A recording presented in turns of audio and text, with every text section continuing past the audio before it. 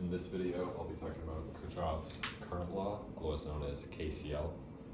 And this you can use to help identify any of the currents or possibly voltages or resistances in a circuit if you don't know them, but you can identify a loop or a mesh that you have numbers around the rest to solve for it.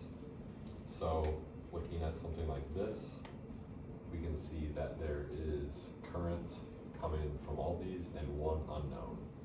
So Kirchhoff's current law, KCL, states that within a loop, current cannot be lost or gained, so that the total change in current is equal to 0. So if you're going to solve that equation, something important that you need to be able to identify is whether your current is being positive in the direction that you're looking for or negative. And when you're solving for these, it is regularly assumed that your current is always flowing in a clockwise direction.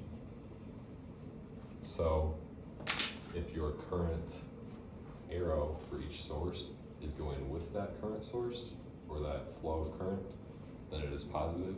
If it is going against that source, then it would be negative.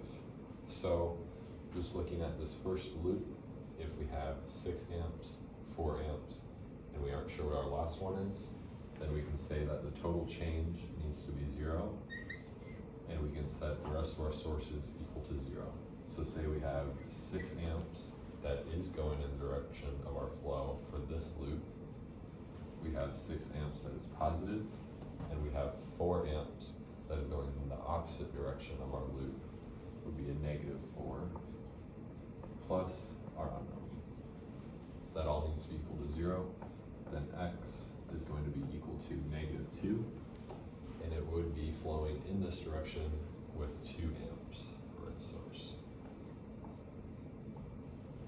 The other thing that we can use with this equation, if we weren't just trying to solve for amps, is say if instead this were a resistor and we needed to have voltage or current to be able to help solve it, then we could say that we know what the current must be in here, and we could solve for voltage or resistance.